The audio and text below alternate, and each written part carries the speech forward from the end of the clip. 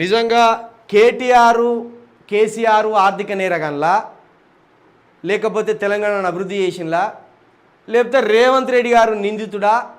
ఒకసారి కామెంట్ పెట్టిరు జర దయచేసి. ఎందుకంటే ఆయన కాన్ఫిడెన్స్గా ఉన్నారు తండ్రి కొడుకులే నేరగాన్లా అని. రేవంత్ సర్కార్కు షాక్. ఫార్ములా ఈ రేస్లో హైకోర్టు ప్రశ్నల వర్షం. కేటీఆర్ సంతకం తప్ప ఇంకేం ఆధారాలు ఉన్నాయని ప్రశ్న. ఆధారాలు చూపించాలని అడిగిన కోర్టు. కేసు దర్యాప్తు తర్వాత ఆధారాలు ఇస్తామని ఏజీ. కేటీఆర్ అరెస్టు చేయొద్దంటూ హైకోర్టు. ఈ నెల 30 వరకు ఎలాంటి చర్యలు తీసుకోవద్దని ఆదేశం. ఈ నెల 27న క్వాష్ పిటిషన్పై మరోసారి వాదనలు. ఒకవేళ బీజేపీ కనుక ఈ కేసు వెనుక ఉండి తెర వెనుక రేవంత్ రెడ్డి గారికి సహకరించకపోతే ఈ క్వాష్ పిటిషన్ ఒక్క దెబ్బతోటి ఈ కేసే క్లోజ్ అయిపోతుంది. కేటీఆర్ మీద పెట్టిన ఈ రేస్కు సంబంధించిన కేసే ఈ క్వాష్ పిటిషన్ తోటి ఒక్క దెబ్బతోటి క్లోజ్ అయిపోతుంది. బీజేపీ కనుక రేవంత్ రెడ్డి గారికి తెర వెనుక సహాయ సహకారాలు అందించకపోతే, బీజేపీ కనుక కక్షపూరితంగా కేటీఆర్ గారిని అరెస్టు చేయాలనే దురుద్దేశం లేకపోతే క్వాష్ పిటిషన్ తోటి ఇది కొట్టేస్తారు. ఎందుకంటే ఇక్కడ ఇగో ఆధారాలు చూపించాలంటే ఓన్లీ కేటీఆర్ సంతకం పెట్టిండలో 55 కోట్ల రూపాయలు డ్రా చేయడంలో కేటీఆర్ సంతకం ఉన్నది అనేది ఒక్కటే చూపెడుతున్నారు. అసలు అందులో మీకు దొరికిన ఆధారాలు ఏంది, ఆ ఆధారాలని ముందు మాకు సబ్మిట్ చేయండి అని హైకోర్టు ప్రశ్న వేసింది. లేదు లేదు లేదు కేసు దర్యాప్తు తర్వాత ఆధారాలు ఇస్తాం మీకు అంటున్నారు. కేసు దర్యాప్తు తర్వాత ఆధారాలు ఇస్తాం, మరి దర్యాప్తు చేయండి. నోటీసులు ఇచ్చి దర్యాప్తు చేసి ఇప్పుడు 27వ తారీఖు వరకు మొత్తం మీరు ఆ ఆధారాలు సేకరించాలి. కేటీఆర్ అకౌంట్లో పర్సనల్గా మళ్ళీ డబ్బు పడ్డదా, ఆయన వ్యక్తులకు సంబంధించిన చుట్టుపక్కల ఉన్న వ్యక్తుల అకౌంట్లో ఏమైనా డబ్బులు పడ్డాయా, అది సంస్థలో డబ్బులు వేసినని వీళ్ళు చెప్తున్నారు. మరి వీళ్ళ అకౌంట్ అయినా డబ్బులు పడ్డాయా, ఎక్కడ అవినీతి జరిగింది, ఏ విధంగా అవినీతి జరిగింది, దానికి కేటీఆర్ ఏ విధంగా బాధ్యుడు అనేది ఆధారాలన్నీ సబ్మిట్ చేసి 27వ తారీఖు ఇవ్వండి. అది తెలంగాణ సమాజం ముందు పెట్టండి. దీని వెనుక కనుక బీజేపీ లేకపోతే ఈ కేసు విషయంలో కూడా రేవంత్ రెడ్డి గారు దారుణంగా హేళనకు గురవుతాడు. అనవసరంగా పట్టుకోరానిది పట్టుకొని ఫెయిల్ అయిపోతాడు.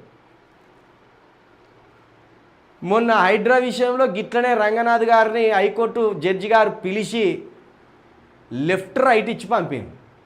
కూసోబెట్టి మళ్ళా గుక్క మింగనీయలేదు. జడ్జి గారిగా వాయించే వాయిస్ ఇట్లా పెట్టుకున్నాడంటే మన తల కూడా పైకి ఎత్తలేదు.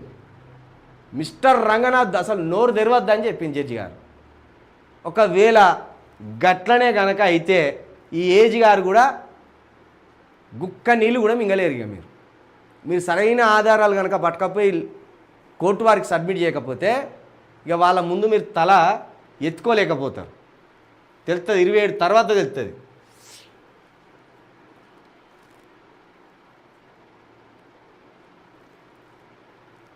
ఈ రేసులో పైసా అవినీతి లేదు. మంత్రి పొన్నం మాటలతోనూ కేసులో స్కామ్ లేదని తేలింది.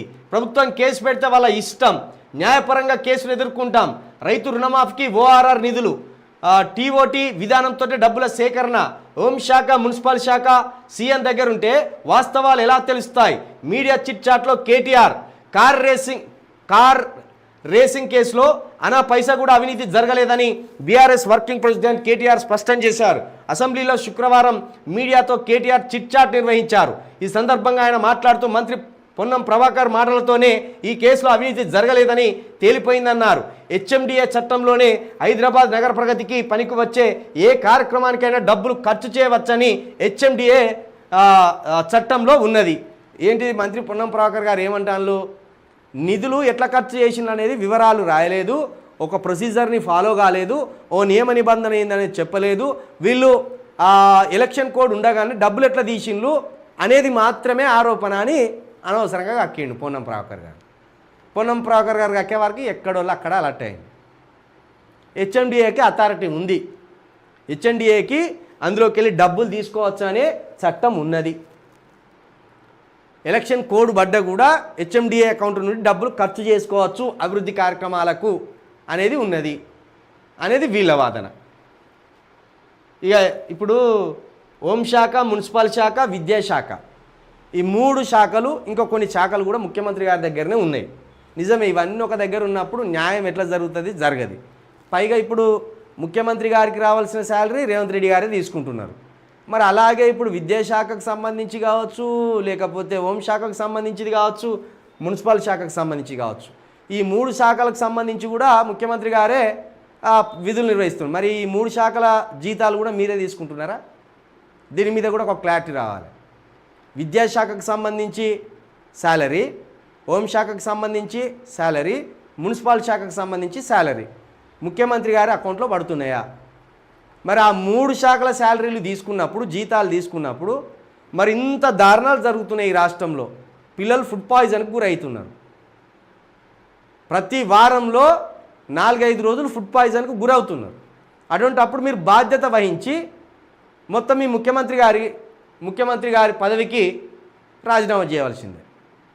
విద్యాశాఖ మంత్రిని ఎవరికైనా కేటాయించవలసింది. కాబట్టి మరి ఈ సంవత్సరం పాటు ఈ 3 శాఖల జీతాలు మీరే తీసుకున్నారా లేదా? ఒకసారి ఈ తెలంగాణ ప్రజలకు చెప్పవలసిన బాధ్యత మీ మీద ఉన్నది.